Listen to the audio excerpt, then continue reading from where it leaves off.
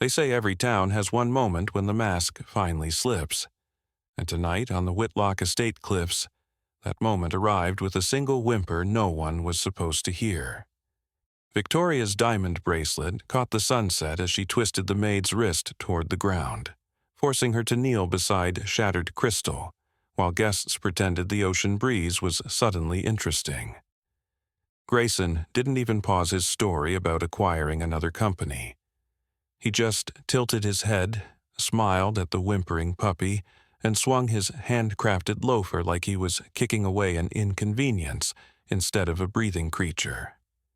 The puppy's cry cut straight through the music, bounced off the marble pillars, and landed in the ears of the one man Victoria should never have provoked.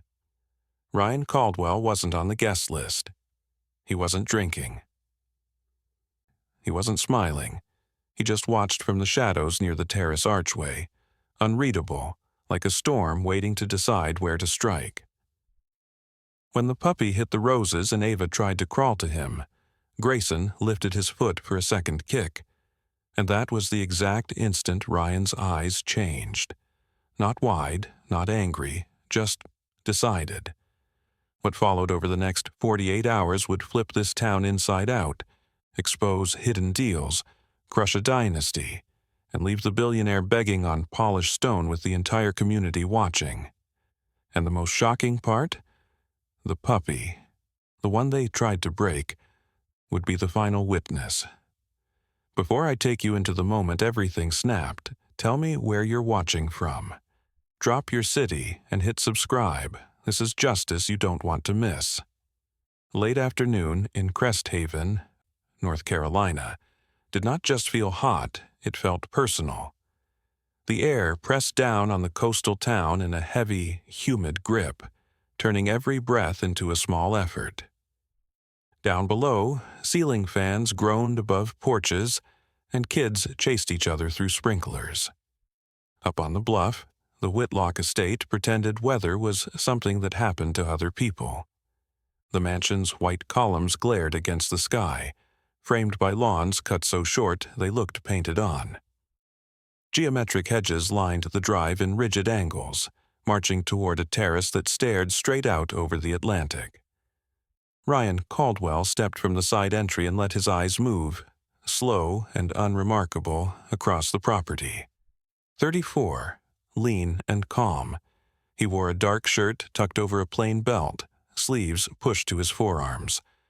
Nothing about him begged for attention. Yet his posture carried the quiet tension of a coiled spring, weight balanced, shoulders loose, chin level. He noted cameras tucked under the eaves, the angle of the drive, and the shallow dip near the cliff where someone could disappear from view.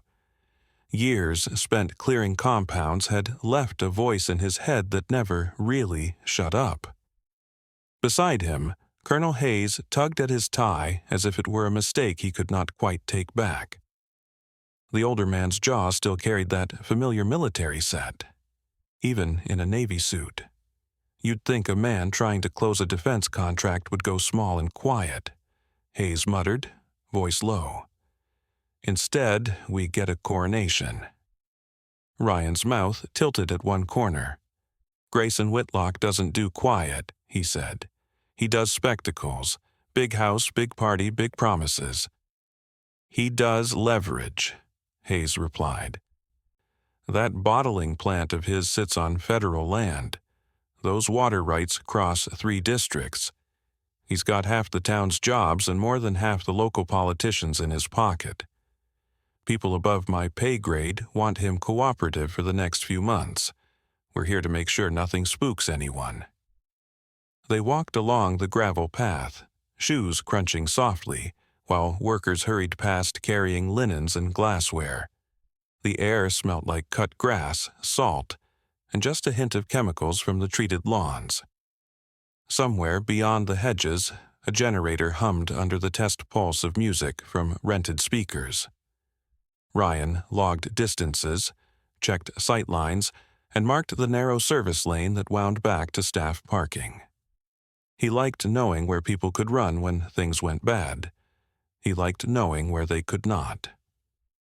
Near the front steps, Grayson Whitlock appeared with the timing of someone used to being watched. Early 40s, tanned, soft around the middle, in a way expensive tailoring disguised, he had a catalog-ready face, clean jawline, white smile, hair styled with calculated ease. He crossed the flagstones like a man who had never tripped in public.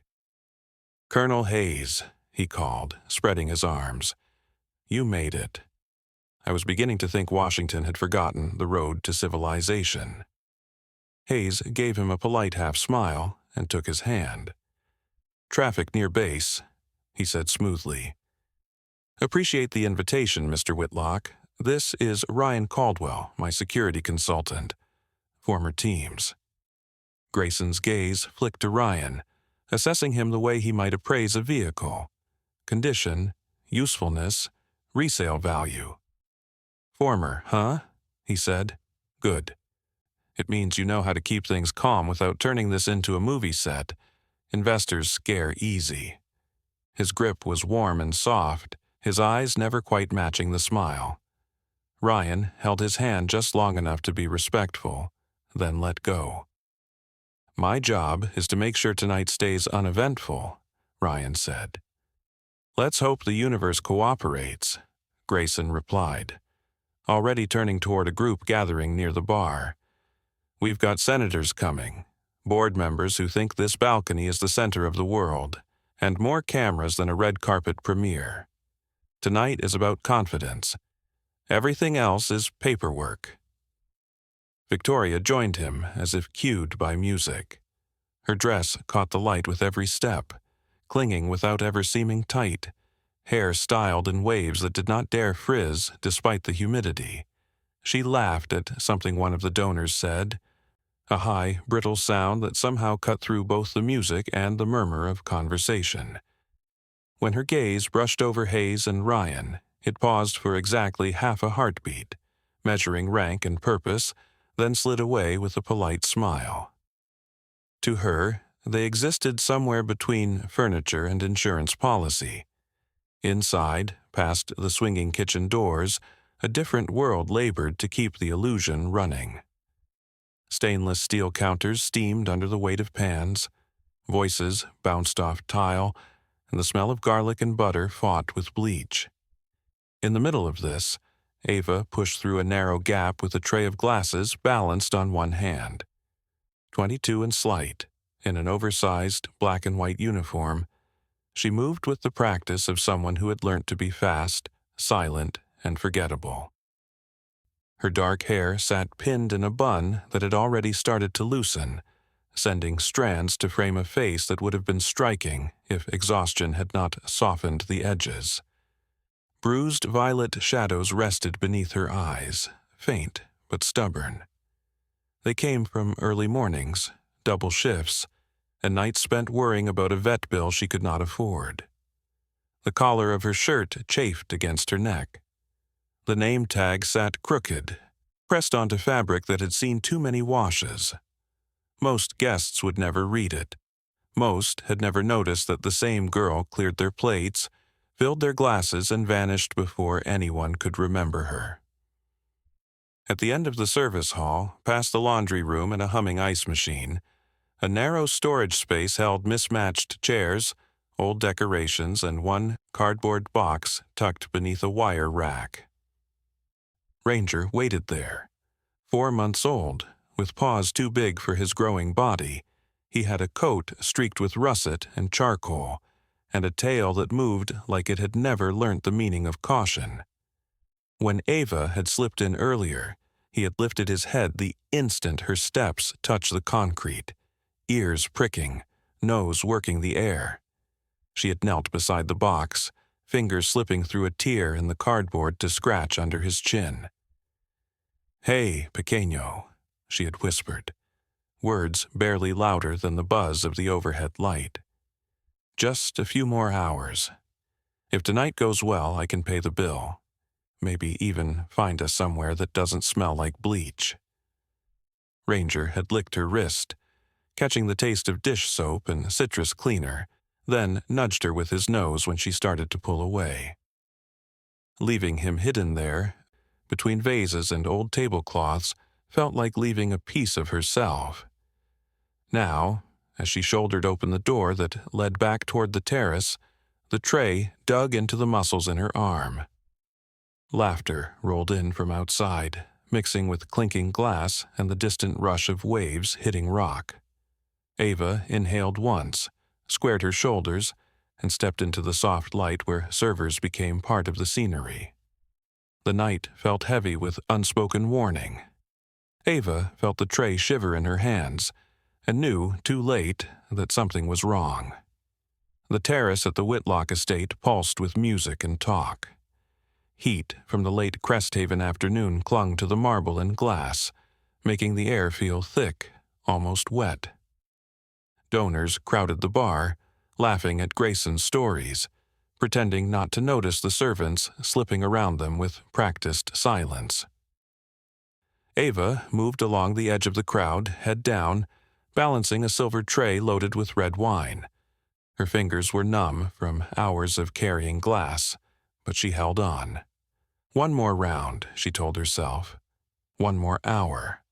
One step closer to paying Ranger's bill and keeping the landlord quiet. Near the balcony rail, Victoria stood turned toward the ocean, dress smooth and pale, the color chosen to match the sky. A photographer circled her, looking for the angle that caught both diamonds and coastline. Her laugh cut through the background noise like a knife. Ava stepped past a champagne bucket, heel sliding through a ring of condensation. The tray tilted. The weight shifted, sharp and sudden. Her ankle rolled. She tried to correct, but momentum pulled harder than she could push. Red wine flew, the glasses tipped, and a curtain of dark liquid lifted into the air, catching the terrace lights for a terrible second before splashing across Victoria's dress. The silk bodice stained in an instant, crimson spreading down her torso and over her hip. Glass hit the marble and shattered. The bright chime sliced through the music. Conversations broke off.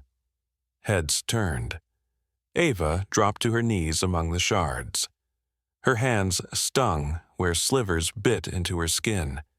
Her heart pounded so hard it made her feel dizzy.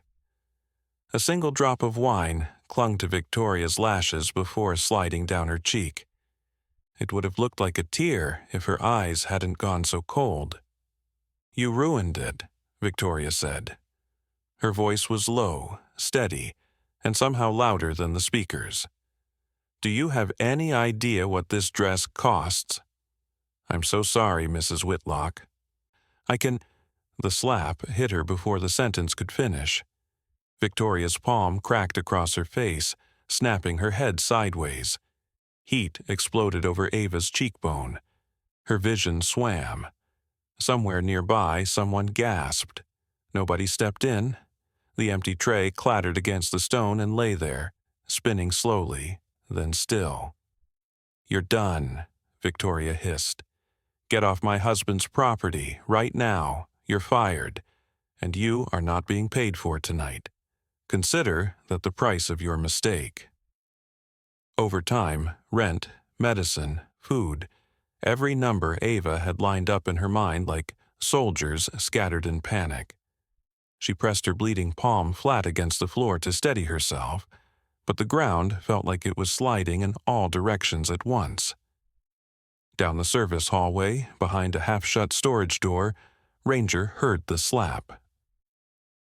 He didn't understand language or money or contracts.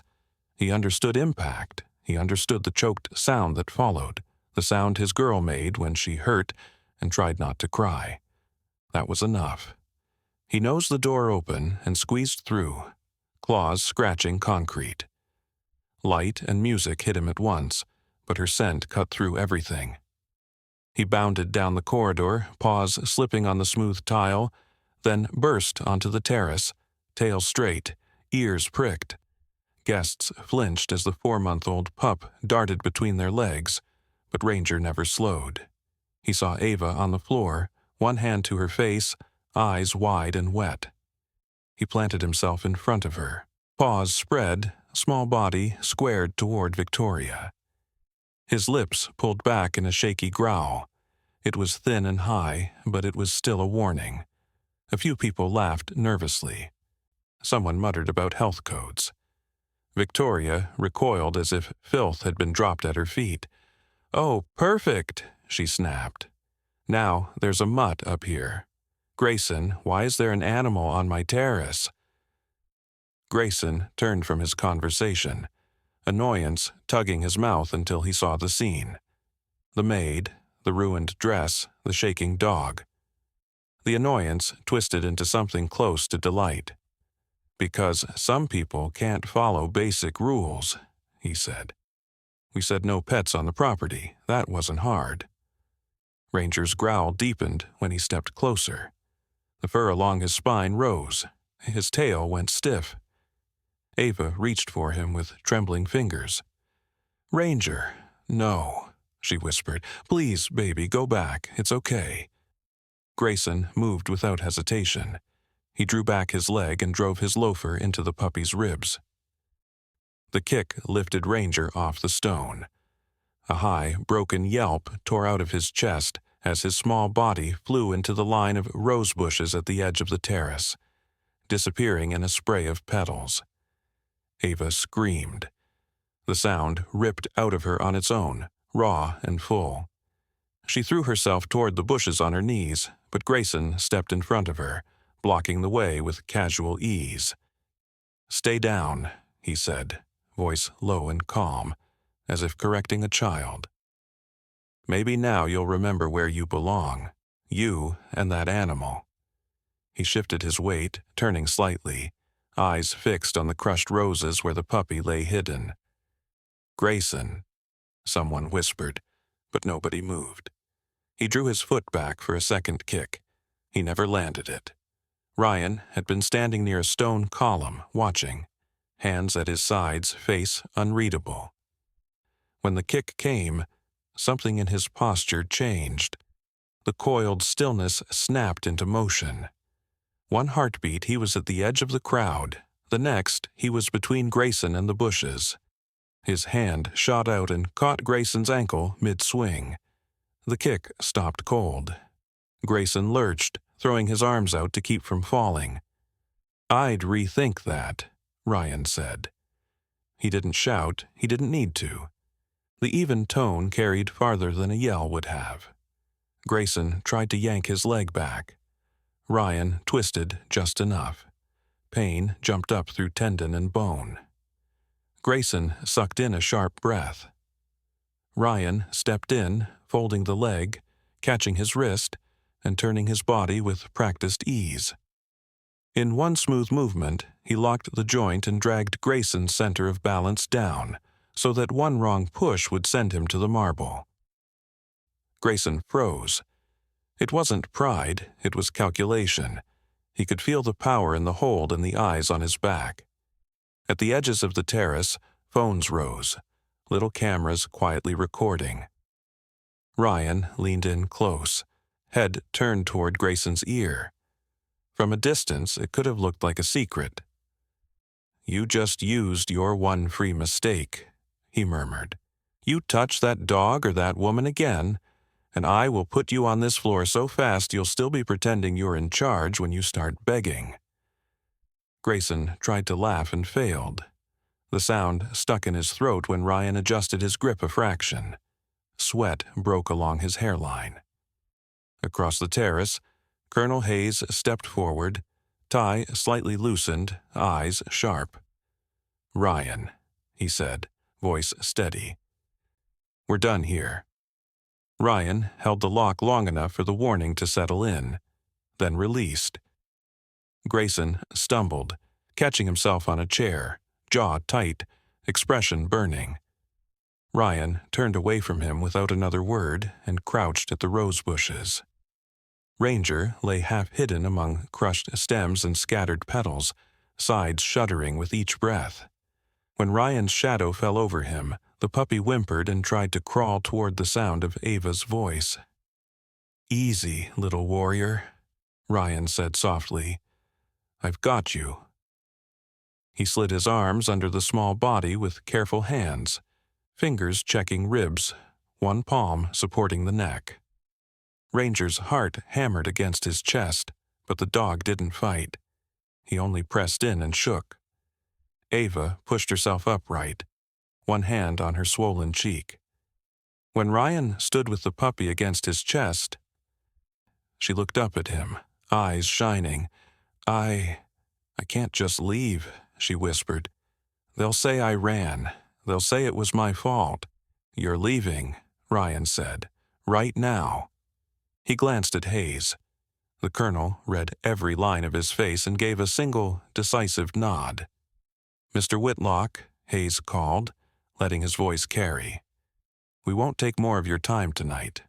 We'll follow up about the contract from the office." No one tried to stop them as Ryan guided Ava toward the steps. Ranger held close, breath warm against his shirt. Guests shifted aside, some staring, some pretending they had seen nothing. Victoria glared, fingers digging into stained silk. Grayson stayed silent, jaw clenched. The thick night air wrapped around them as soon as they stepped away from the terrace lights. But for the first time that day, Ava felt like she could breathe. If instant justice like this gives you chills, smash the like button right now. The story is just getting started. Ryan's truck waited at the edge of the staff lot like a block of shadow. The matte black 1982 Chevy K10 sat under a buzzing sodium lamp, paint swallowing the light instead of throwing it back.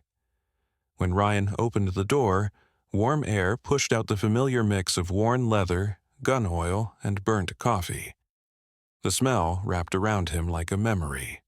He lifted Ranger onto the bench seat with both arms, one hand under the pup's chest, the other supporting his hips so nothing dangled. Ava climbed in after them and slid close without thinking. Fingers laced so tightly her knuckles faded to white. The door shut with a heavy thud that chopped off the terrace music mid-note. The engine rumbled awake, deep and steady. Gravel spat under the tires as they rolled down the service lane and away from hedges, glass, and white columns. Ryan let the night slide past the windows while his focus narrowed to the trembling body pressed against his thigh. Ranger's breaths came fast and shallow. Every inhale caught on pain. Every exhale ended in a thin whine he could not quite swallow. Ava flinched at each sound, eyes locked on the rise and fall of his ribs, as if she could hold them up by will alone. "Is he dying?" she whispered at last, her voice scraped almost empty. "Don't make it soft. I need the real thing." "We're not guessing," Ryan said. "We're going to check." He eased the truck onto the shoulder, hazard lights blinking orange against scrub grass and the faint silver line of the Atlantic. Outside, cars hissed past. Inside, time shrank to the soft glow of the dashboard and the warmth of one injured pup. Ryan reached behind the seat, dragged a black case forward, and unzipped it. Inside, supplies sat in tight rows: gauze, tape, a folded SAM splint, vet wrap, gloves, shears, and a stethoscope coiled neatly in its corner. Ava stared. "You keep that in your truck?" she asked. "Most people just hoard napkins." "Most people don't get paid to walk into bad days," he answered, snapping on gloves. "This goes where I go." He laid his fingers along Ranger's side, moving slowly, feeling for crepitus, that ugly crackle under the skin that meant bone fragments shifting.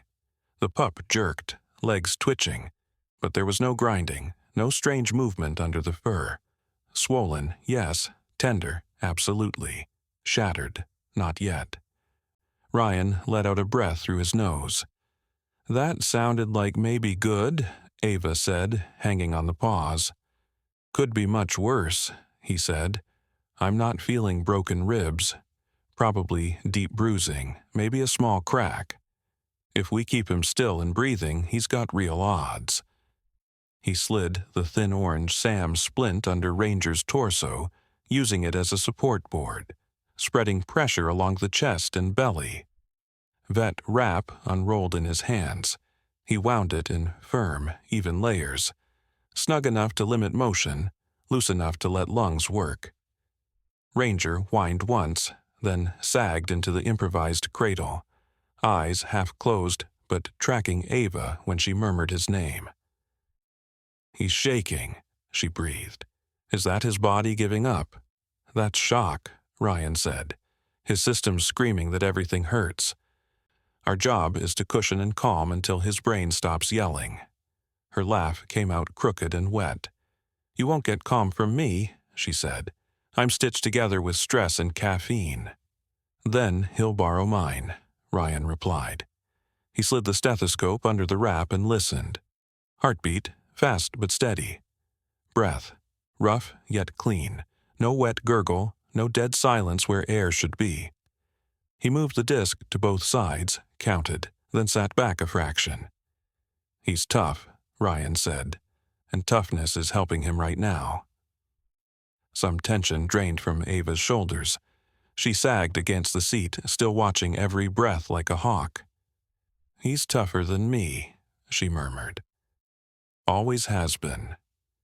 Ryan studied her profile. The red mark from Victoria's slap had deepened into a dark crescent along her cheek.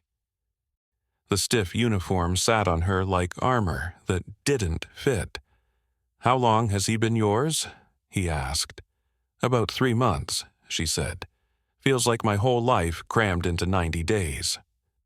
She rested her hand on Ranger's paw, her thumb tracing small circles over the bandages. "I found him in a soggy cardboard box behind the diner," she said. "I was late for a dish shift, rain coming sideways, and there he was next to the trash. Somebody dumped the litter. The pretty ones went first. He stayed, sat in that box shaking and staring at the back door like he was waiting for me to grow a spine." Her mouth twisted. "I told myself I couldn't afford him," she went on. "Rent, food, bus fare. That already feels like juggling knives. I made it halfway across the lot before he yelped, and something inside me just turned around on its own. I wrapped him in my apron and promised I'd figure it out. I'm still figuring it out." Ryan stayed quiet. The best way to keep someone talking was not to crowd the words. "My parents died when I was 16, she said. "Wrong-way truck, highway, rain. People called it an accident, like that made it smaller. I bounced between relatives for a while. Every couch came with silent rules. Be useful, be grateful, don't stay too long. When the insurance money ran out, so did the spare beds. Since then, it's been cheap rooms, double shifts, and hoping the landlord forgets what day it is." She shrugged, small and tired. "I tried college one semester," she added. "I thought maybe I'd work with animals or in a clinic. Then the power bill landed, and that dream went into the maybe someday pile. Rent beats textbooks every time." She looked down at Ranger. "He's the first living soul that ever waits for me," she whispered. "When I open the apartment door, he launches himself across the floor like I'm the best thing that happened all day. Doesn't care that I smell like bleach and fryer grease, doesn't care I'm dead on my feet. To him, I'm enough. Not extra, not a burden, just his person. You don't let some bored rich man's bad mood erase that." Ranger twitched, nose nudging weakly at her wrist. Even half-dazed, he reached for her. Ava's face crumpled for a heartbeat, then steadied. "If he dies because I needed their money," she swallowed hard, "I don't know what's left of me after that." "You didn't put him under that shoe," Ryan said. "Grayson did. Your mistake tonight was needing a job in a rigged game. That's on the people who built it, not on you." She shook her head slowly. "You can't know he'll make it," she said. "You can't promise that. Nobody's ever been able to promise me anything." He shifted a little closer, careful not to jostle the splint or the girl. "I know his heart rate," Ryan said. I know how his lungs sound. I know there's no crackle under his skin, no blood in his mouth, no ballooned belly. I've watched dogs wobble away from worse. Pain doesn't equal a death sentence. Her eyes locked on his, searching for hesitation. "And what about me?" she asked. "Because right now it feels like I've been getting kicked my whole life, and tonight was just the first time anybody saw it." "You're still here," he said. "You took a hit and stayed on your knees because you were more scared of losing your paycheck than your pride. You tried to call your dog off even when he was the only one standing up for you. That tells me exactly what kind of person you are." He held her gaze, letting his next word settle like a weight in the center of the cab. "So hear me clearly," he said. "He's not going to die, and neither are you." The sentence hung between them, quiet and solid, heavier than the humid air outside. Ava's shoulders shook once. 2 tears slid down and caught on the bruise along her cheek. She nodded, a tiny, stubborn motion, and laced her fingers deeper into Ranger's fur while the truck carried all 3 of them into the dark. Blue and red lights pulsed against the cliff face, turning the narrow pass into a tight, blinking tunnel. Ryan saw the glow before the cars, a smear of color on the bend where the road clung to the drop, and his fingers tightened once on the wheel. Beside him, Ava froze, then looked down at Ranger cradled in her lap, bandaged chest rising too fast. Every flash painted the puppy a different color, like the night could not decide whether it meant rescue or trouble. "That's them," she whispered. "He called them on us." "He called them on the man who stopped him," Ryan said. "We're going to show them who needs protection." The matte black Chevy rolled closer. A single cruiser sat sideways across both lanes, nose angled to block any path around. Beyond the guardrail, black ocean. On the other side, bare rock. No shoulder, no dirt track, nowhere else to go. A young deputy stood in front of the car, one hand raised, the other hovering near his belt, hat a little crooked under the spinning glare. Ryan braked to a stop and lowered his window. Cool air and salt rushed in. The deputy walked up, trying to look older than he was. "Evening, sir," he said. "Turn the engine off and step out with your hands visible. Sheriff's orders. Roads closed."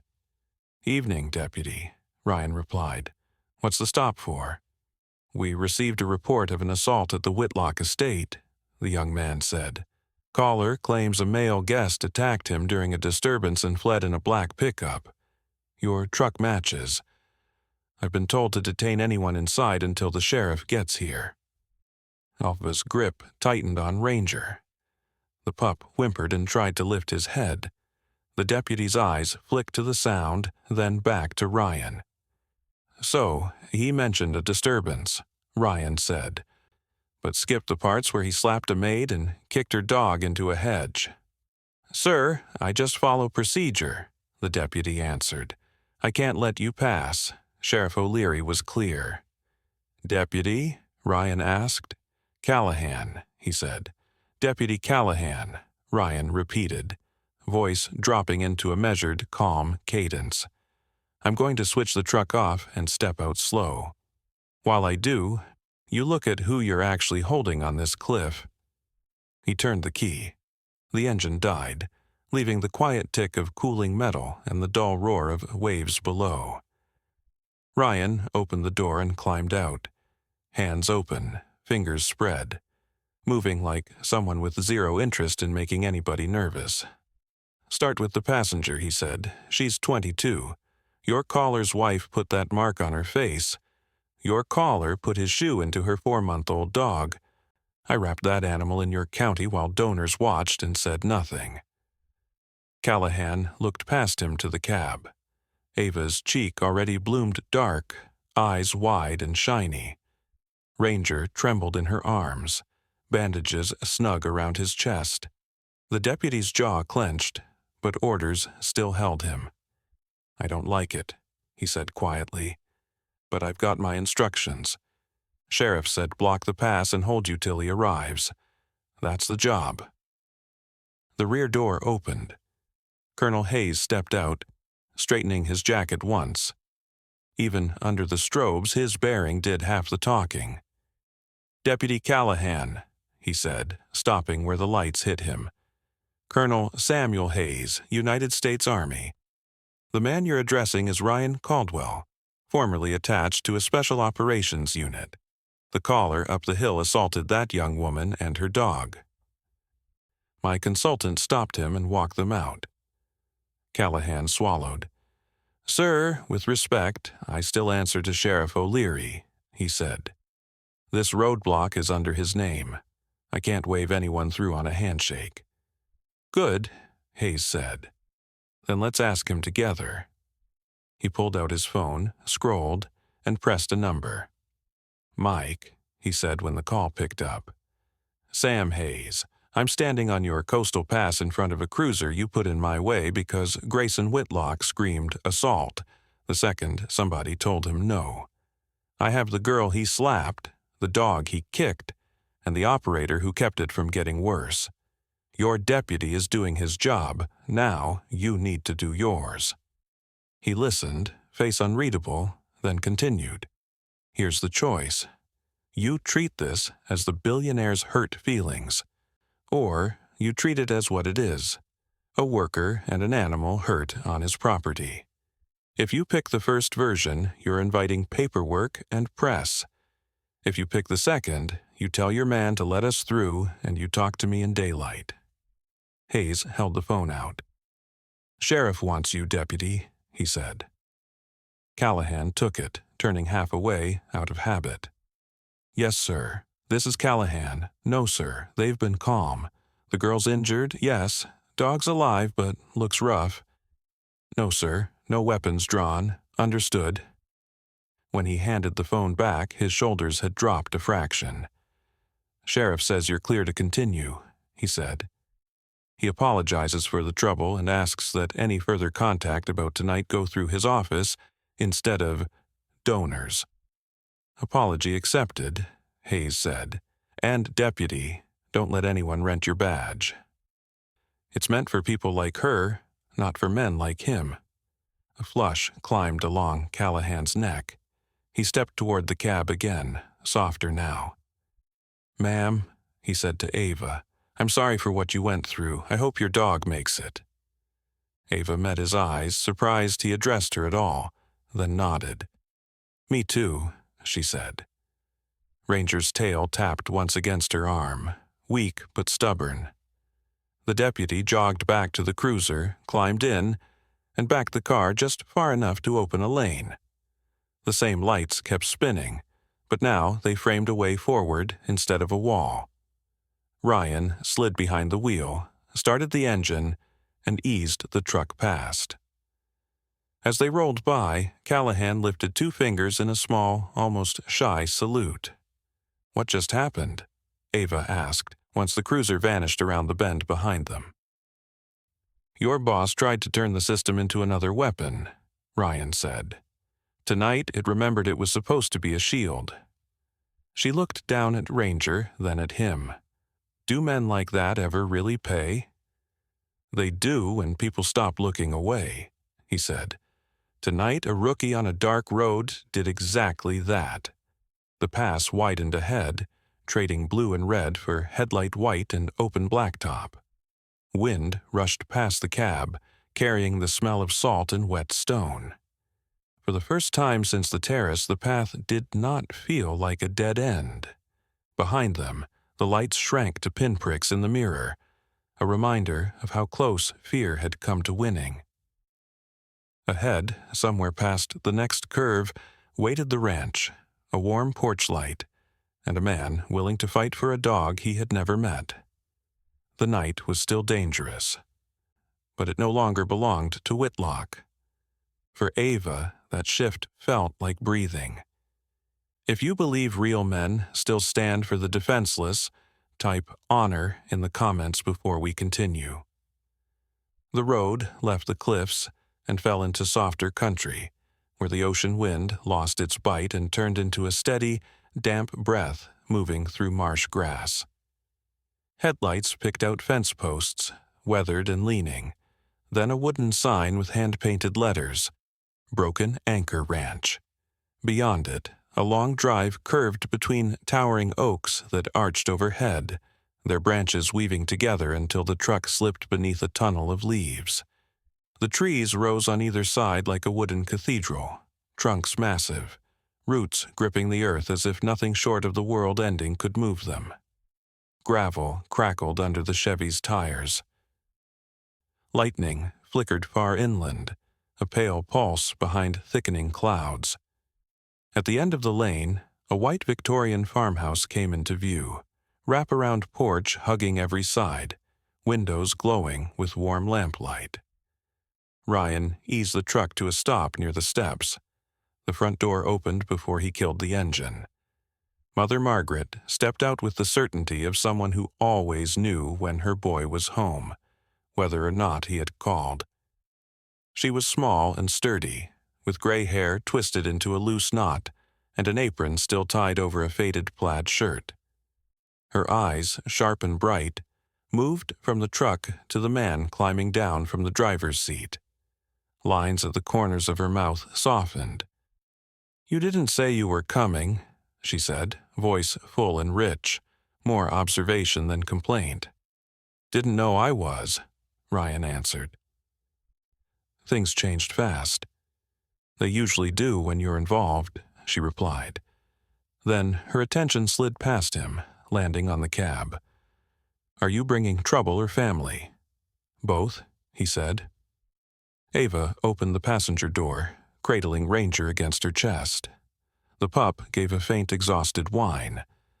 Margaret's expression shifted in an instant, all assessment replaced by fierce gentleness. She came down the steps and folded Ryan into a hug first, arms wrapping around him so completely his shoulders dropped without his permission. When she let go, she turned to Ava.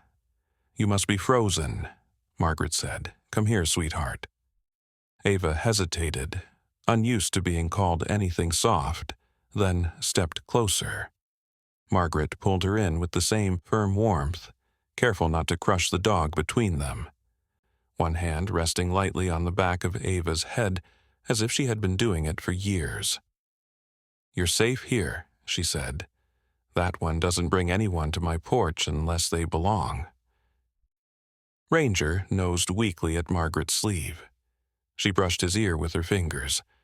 "And who is this brave little soul?" "Ranger," Ava said.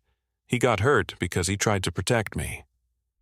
"Sounds like my kind of people," Margaret replied. "Bring him inside. We'll sort what we can." They moved through the front door into a hall smelling of soap, wood polish, and something baking. The farmhouse wrapped around them the way a quilt wraps around cold shoulders. Ryan directed them toward the living room, where a worn couch faced a stone fireplace blackened from many winters. He laid a folded blanket across the cushions, and Ava placed Ranger down gently. Margaret crouched beside the dog, fingers practiced as she checked the bandages, then glanced up at Ryan. "You did this," she said. "Field habits die hard," he answered. "And thank God for stubborn habits," she replied. "Now tell me who thought they could put a boot into a creature on my watch." Ryan gave her the short version. The party, the spilt wine, Victoria's slap, Grayson's kicks, the walkout, the roadblock. Ava filled in quiet spaces with halting sentences about double shifts, overdue rent, and the cardboard box behind the diner. Margaret listened without interruption, her jaw tightening each time another injustice surfaced. When Grayson's name entered the story, her eyes flashed.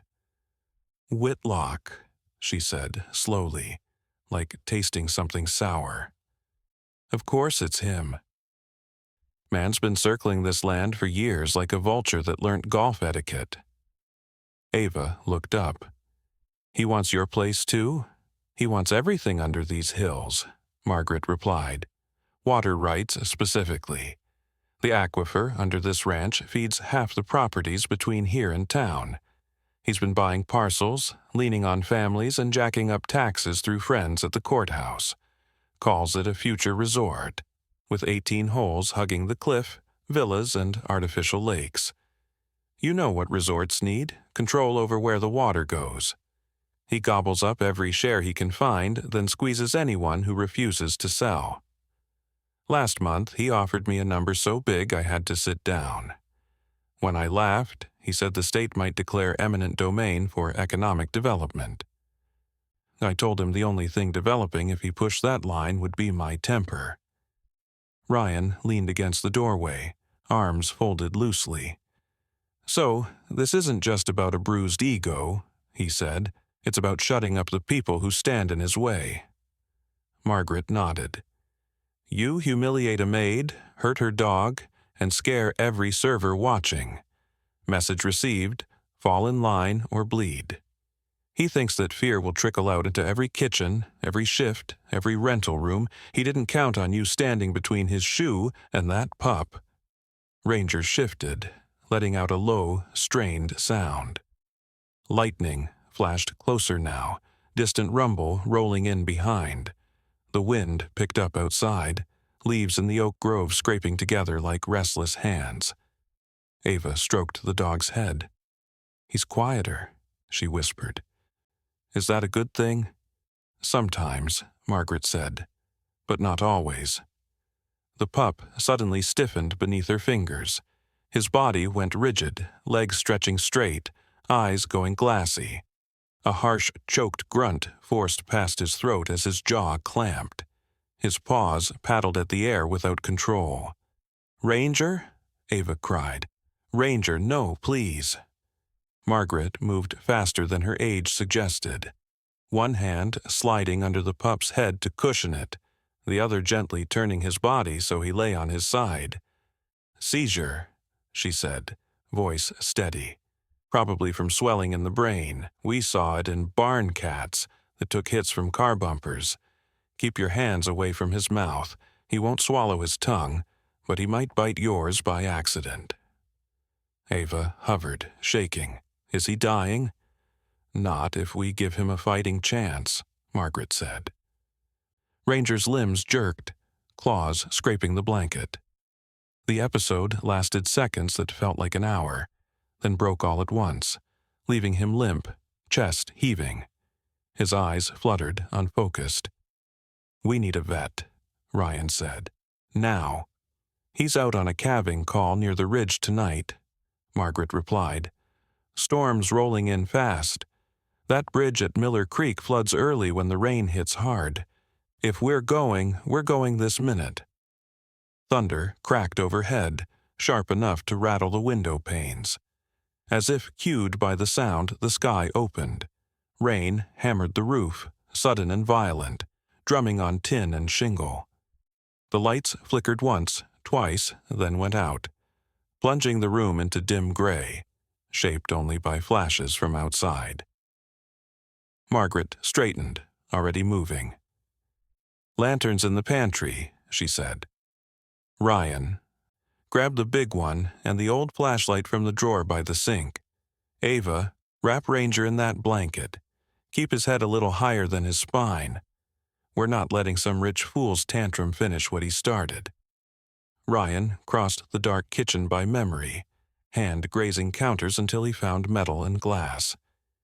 He thumbed the lantern on. Soft yellow light bloomed, pushing back the gloom. He returned to find Ava lifting Ranger into her arms, the dog whimpering faintly. The world outside had vanished behind a sheet of water. Wind roared through the oak trees, making the trunks sway like giants shifting weight. The creek will be rising already, Margaret said. Once that bridge goes under, nobody crosses till morning. You'll have one shot before the water wins. Ryan nodded. Then we don't waste seconds. They stepped out onto the porch into a storm that felt almost sentient, rain slapping their faces, clothes soaked in moments. The truck waited, dark and solid. ready to run one more impossible errand for a family that had suddenly grown. Ryan drove blind into the storm, wipers thrashing against walls of rain that turned the road into a smeared river of light. The old Chevy growled forward, tires throwing water while lightning stitched the sky. Ava sat braced in the middle of the seat, Ranger cradled against her, blanket pressed close around his trembling body. Every time the truck bounced, she whispered his name under her breath, as if the syllables might anchor him. Left at the rusted mailbox, past the crooked cedar, follow the fence posts until the road turns into a track. By the time he saw Doc Harlan Reed's house, the yard had become a shallow lake. He swung into the drive and killed the engine. Headlamps casting cones across a sagging porch and a row of tools leaning against the wall. "Stay with him," Ryan said, hand already on the door. "If you see lightning strike close, lie flat on the floor with him in your arms." Ava nodded, eyes huge in the dashboard glow. He dropped into knee-deep mud that tried to steal his boots. Rain hammered his shoulders, plastering his shirt to his skin. When he pounded on the door, it rattled in its frame. After a few seconds that felt like a minute, the porch light snapped on. The door opened a crack, held by a heavy chain. A lined face appeared in the gap, one sharp brown eye narrowing, the other side hidden behind a patch. "You are either selling religion or bringing trouble," the man grunted. "I don't have time for the first." "We brought the second," Ryan said. "Dog took a blow to the head, seized not long ago, breathing fast, still responsive. I can manage field care. He needs more than I can give in the cab of a truck." The eye flicked past Ryan's shoulder to the Chevy, where Ava's silhouette bent over the small bundle in her arms. Something softened. The chain slid back. Doc Reed opened the door wider, revealing a lean frame wrapped in a flannel shirt and jeans. "Storm's eating the bridge," he said. "You crossed it?" "Barely," Ryan answered. "Then nobody else is coming," the vet said. "Get him to the barn. I'll grab my kit." They moved as a unit. Ryan splashed back to the truck and scooped Ranger up, blanket and all, feeling the puppy's limp weight against his chest. Ava stumbled alongside, shoes filling with mud. Reed met them halfway, with a metal case in one hand and a coil of IV tubing in the other. He jerked his chin toward the darker shape behind the house. "Surgery stall's ready enough," he said. "We work with what we have." The barn loomed out of the rain, broad and dark, smelling of hay and oil. Ryan backed the Chevy up to the open doors until the bumper almost kissed the threshold, then swung the truck so the headlights shone straight down the central aisle. White beams cut twin paths through dust and rising mist, carving a makeshift operating space out of the gloom. Thunder rolled overhead. "Lay him on that bale," Reed ordered, pointing to a square of clean tarp spread over compressed hay. "Keep his head a little higher than his heart. We'll try to convince his brain to stay where it belongs." Ryan lowered Ranger onto the tarp. The dog whimpered once, then sagged, eyes glassy. Ava knelt beside him, wiping rain from his muzzle with shaking fingers. "You stay on that side," Reed told her, voice firm yet kind. "Talk to him. He knows your sound. That matters more than you think." He snapped open the case and lined up supplies on an overturned bucket. A vial of clear fluid, syringes, gauze, tape, and a faded blood pressure cuff sized for small patients. Ryan recognized the label on the vial and felt a thin strand of hope lock into place. Mannitol, osmotic hammer for swelling brains. "You know what this does," Reed said. "Pulled more than one soldier back with it," Ryan replied. "Then congratulations," the vet said. "You're promoted from worried bystander to assistant medic. Start an IV while I draw up the dose. The cephalic vein should hold. Front leg there." Ryan wrapped elastic above Ranger's paw, fingers deft despite the cold. The vein rose under the skin in a faint blue line. He slid the catheter in with a practiced motion, watched the flash of blood, then advanced and taped it down. Reed nodded once, already filling a syringe. "Good hands," he said. "Some guys tremble like they are inserting live cobras. You don't shake." "I did my shaking years ago," Ryan answered. Reed connected the syringe to the line. "This is going to hit him hard," he said to Ava. "His breathing might change. He may look worse for a minute. That doesn't mean it failed. We are trying to pull fluid out of his brain before it squeezes him to death." "Just fix him," she whispered. "Please." The vet depressed the plunger in a slow push. Ranger twitched, legs stiffening briefly, then relaxed. His chest rose in deep, dragging pulls, air whistling softly through his nose. Reed set the empty syringe aside and hung a bag of fluids from a hook hammered into a beam, letting the drip line feed life drop by drop into the tiny vein. "Now we watch," he said, "and we give his body time to decide if it wants to believe us." Minutes stretched. Rain rattled on the roof. Ryan kept his eyes on Ranger's chest, counting breaths. Ava whispered stories in broken fragments, voice raw. How she found him. How he sat at the bathroom door whenever she got sick, whining until she laughed. "Color's better," Ryan murmured at last. The gums, once pale, blushed faint pink under his thumb. The pupils, which had been blown wide, shrank when Reed flicked a penlight across them. "There you go, kid," the vet said. "Don't make liars out of us now." Ranger took a slower breath, then another. His paw flexed against Ava's palm, claws barely dimpling her skin. He blinked, eyes focusing clumsily on her face. The tail gave one feeble thump against the tarp. Ava let out a sound that was half sob, half laugh. She bowed her head over him, tears dripping into his fur. "You stayed," she said. "You stubborn little fighter. You stayed." Reed stepped back, shoulders easing. "He's not out of the woods," he cautioned. "Swelling can surge again. He'll need quiet and follow-up. But for tonight, he chose to live." Ryan exhaled a breath he hadn't realized he'd been holding since the terrace. Some bruises he had carried for years loosened their grip by a hair. Watching this small creature drag himself back from the edge pressed fingers into an old, unhealed place inside his chest.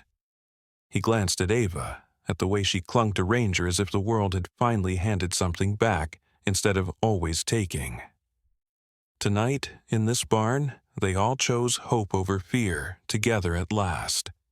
If this puppy's fight for life has you in tears, you're not alone. Keep watching. The best is yet to come.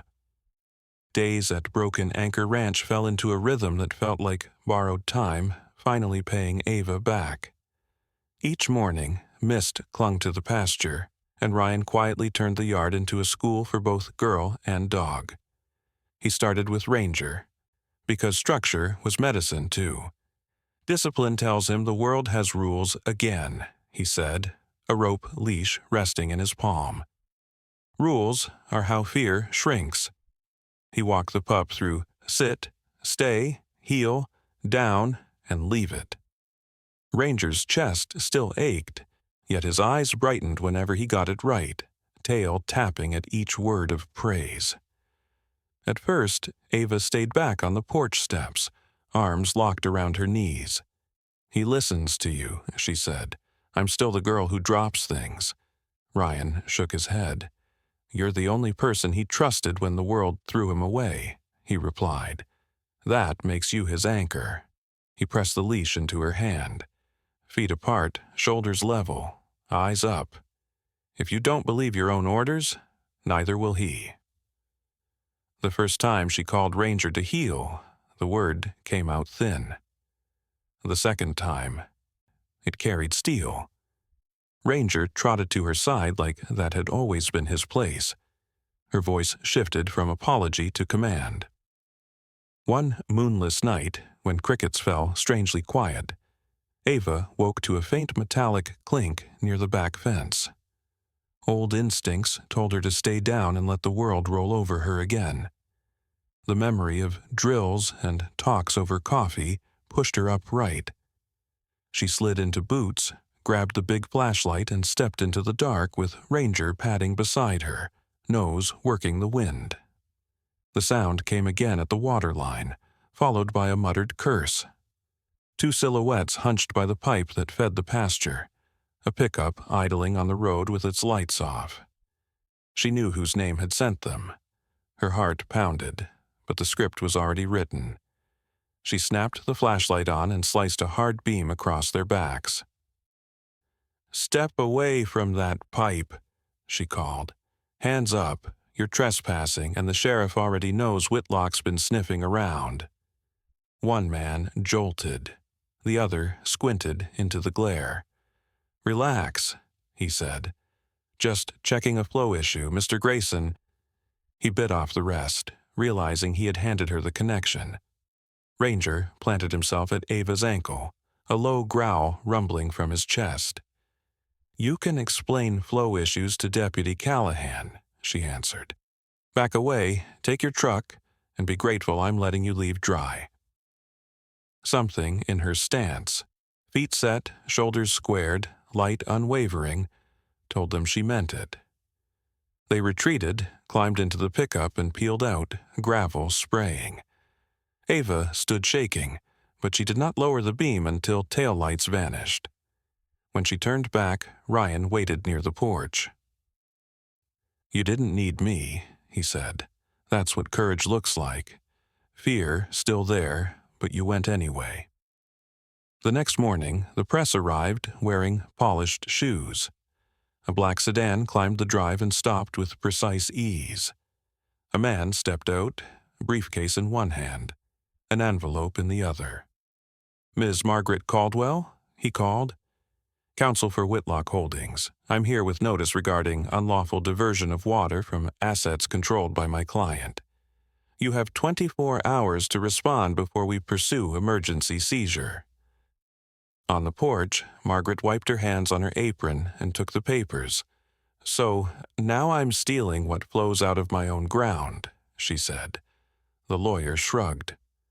"Litigation is expensive," he replied. "A sale would resolve everything neatly." Ryan took the notice, scanning clauses about fines and temporary control. "This isn't about law," he said. "It's about pressure." Margaret nodded. "He's betting that word will scare neighbors into silence," she said. "He forgets some of us buried our fear a long time ago." They needed proof sharper than courage. It arrived at a roadside diner that evening, where a broad-shouldered man in a faded field jacket slid into Ryan's booth. A scar cut across his brow. His posture still carried marine steel. "Gunny Fletcher," Ryan said. "Long enough for me to make some bad choices," Fletcher answered. "Whitlock's been paying me off the books for security. He said he wanted protection from crazies. Really, he liked being the only bully in the room." He pulled a small SD card from his pocket and set it between the coffee cups. "Cameras in halls, mics in side rooms, private meetings with councilmen. I kept copies in case he burnt me. Then I heard what he did to that girl's pup. That woke something up." "What's on it?" Ryan asked. "Enough," Fletcher said. "Video of him bragging about buying votes. Audio of him explaining how he'll choke off water until folks crawl. One clip where he calls workers replaceable background. You want the town to see who they trust. This is your fuse." The fuse burnt at the Cresthaven Town Hall. The old building overflowed, chairs jammed together. "Cresthaven Forward." Banners flapped behind the podium where Grayson stood in a perfect suit, a smile smooth. "This resort means opportunity," he proclaimed. "We're bringing investment, scholarships, and revitalization." The doors at the back opened with a creak that cut through his applause. Heads turned as Ryan walked down the aisle in full dress uniform, every ribbon a quiet biography. Colonel Hayes strode beside him. Behind them came Doc Reed, Margaret, Ava, and Ranger in a simple harness, healed eyes bright. Murmurs ran through the crowd. Grayson's expression flickered. "We appreciate your service, Colonel," he said tightly, "but this is not a military forum." "It's a public one," Hayes replied, setting a projector on a table. "Exactly the place for public truth." Ryan slotted the SD card into a reader. The lights dimmed. Grainy footage splashed onto the wall behind Grayson, throwing his shadow long and warped. First came a dinner scene. Grayson clinking glasses with council members, his voice clear as he joked about owning the next vote before it hit the floor. Another clip showed him pacing his study, explaining how shutting certain valves would make stubborn ranchers suddenly reasonable. Gasps rose when audio rolled of him ordering staff to make an example, so no servant or maid dared to talk back. Silence thickened. Faces shifted from curiosity to anger to something like shame. One councilman stood and walked to the side wall, unable to watch himself take envelopes on the screen. Every defense Grayson might have tried drowned under his recorded words. Sheriff O'Leary stepped forward, hat in his hands, gaze hard. "Grayson Whitlock," he said, "you are under arrest for bribery, attempted extortion, and conspiracy to abuse public resources. Step down and place your hands behind your back." Nobody moved to help. One by one, people rose and turned their backs, a silent verdict sharper than any shout. As the cuffs closed, his path took him past the front row, where Ava stood with Ranger at her side. The pup looked up at the fallen man, let out one short, unimpressed snort, then turned his head away, as if the worst judgment he could offer was simple: total lack of fear. 2 days after the town hall, when reporters had packed up and Cresthaven pretended to be calm again, Ryan walked into the ranch kitchen with deployment orders folded in his hand. Ava rinsed plates. Ranger lay across the doorway, head lifted the instant the hinges creaked. "You're leaving," Ava said, reading the paper in his grip before he unfolded it. "In 48 hours, he replied. "They moved my unit up. I don't get to sit this one out." Her shoulders sagged. "You pulled me out of that house. You carried him away from that hedge. Now they just take you?" He stopped opposite her, palms flat on the scarred wood. "What we built here doesn't vanish because I get on a plane," he said. "It means someone I trust has to guard it while I'm gone. I'm nobody important," she muttered. "Just the girl who dropped a tray."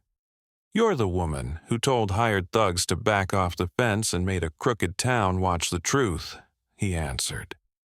He reached into his pocket and drew out his chain. 2 metal tags dull from years of sand and sweat. They clicked softly as he let them dangle between them.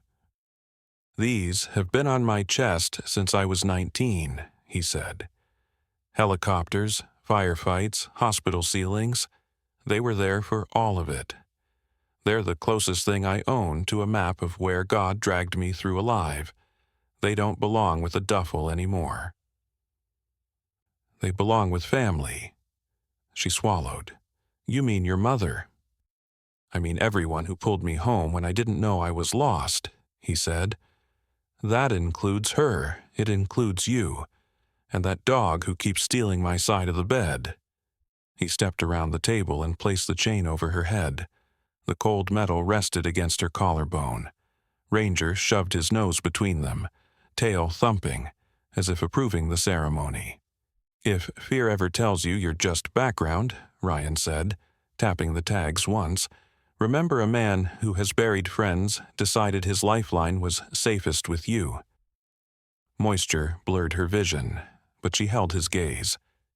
"Then you come back for it," she said. "I plan to," he replied. "But if I don't, you still keep the ranch standing. Deal?" She nodded, fingers curling around the tags like a promise. 48 hours later, he climbed onto a bus under a pale sky, shoulders squared, back straight. Time after that blurred into months marked by letters, short calls, and gaps where news anchors mentioned places they both pretended not to recognize. Whenever the world felt too loud, Ava would step onto the porch, feel the tags against her skin, and pray his name into the wind. Winter crept in early that year. By Christmas Eve, clouds lay heavy over the fields, and snow, rare for that stretch of coast, poured down in thick, quiet sheets. Candles glowed in the farmhouse windows. Ava swept the porch for no reason, nerves chewing at her hands. Ranger paced from door to gate, whining under his breath, ears pricked toward the road. Headlights finally pierced the curtain of white. A dark truck crawled up the lane, engine low, tires crunching. Ava stepped into the yard without a coat, breath fogging the air. The driver's door opened. A boot descended, then another. A cane followed, planting firmly in the snow. Ryan climbed down slower than he ever had before, coat hanging looser on a frame carved by months away. A scar cut from his eyebrow into his hairline. One leg dragged just a little, supported by the stick. Ranger exploded from the porch, barking, sliding, then regaining balance. He pressed his shoulder against Ryan's injured side with practiced certainty. When the damaged leg wobbled, the dog leaned harder, turning his body into a warm, steady crutch. Ryan's hand dropped automatically to the harness, fingers curling into it like they had never left. "Guess somebody got promoted while I was gone," he said. "He waited by the door every single night," Ava answered. "Sometimes I think he believed harder than I did." Mother Margaret hurried out behind her, coat half-buttoned. She wrapped both arms around her son without asking if he could bear the squeeze. He sagged into the hug, cane dangling from his wrist. Ava stepped in from the other side. Ranger wedged himself between their legs, tail beating hard enough to shake snow from his back. When they pulled back, flakes clung to hair and eyelashes. Margaret cupped his face. "They didn't steal your soul," she said. "They took a few pieces and mailed them back crooked," he replied. "We'll set them straight," she answered. "That's what this place is for." Grayson's sentence held. The water stayed with the land. People in town started mentioning Whitlock's name as a warning, not a blessing. Pastors, counselors, and old squadmates began sending people to Broken Anchor. Men and women arrived with duffel bags and tired eyes, carrying nightmares they did not want to name. Margaret turned spare rooms into bunks. Volunteers raised a simple cabin near the barn. Ava and Ryan marked out a field where rescued dogs and shaken humans learned to move together, one careful step at a time. Ranger became the welcome committee, trotting out to meet each new arrival, offering a paw or a lean instead of questions. The ranch slowly became a healing sanctuary for broken hearts worldwide today. On clear nights, the porch filled with silhouettes wrapped in blankets, mugs cupped in scarred hands. Stories spilled in low voices of sandstorms, hospital corridors, slammed doors, tiny victories. The ranch became a quiet kind of church long before any preacher set foot on the property. If you're hearing this and something in your chest aches, maybe it's because you recognize a piece of yourself in them. Maybe you feel like Ava used to, small, invisible, waiting for the next bad thing. Maybe you feel like Ryan, carrying memories you don't talk about. I want you to know this. You are not forgotten. The same God who watched over a maid, a soldier, and a stray is watching over you tonight. Wherever you are, on a late bus, in a break room, parked outside a house you're not ready to enter, take one slow breath with me. Lord, we pray, for every person listening who feels bruised, used up, or alone, wrap them in the same mercy that turned this broken ranch into a home. Remind them that no wound is beyond your healing, no failure beyond your forgiveness, no story too tangled for you to rewrite. Strengthen those who stand between cruelty and the weak.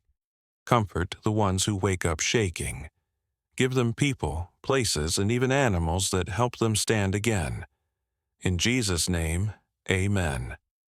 If that prayer touched your heart, type Amen in the comments so you know you're part of this family. Hit subscribe, share this story with someone who needs hope tonight. And remember, the world still holds real courage, real kindness, and real redemption. Sometimes carried on the back of one stubborn dog and the faith of the people who refuse to give up on him.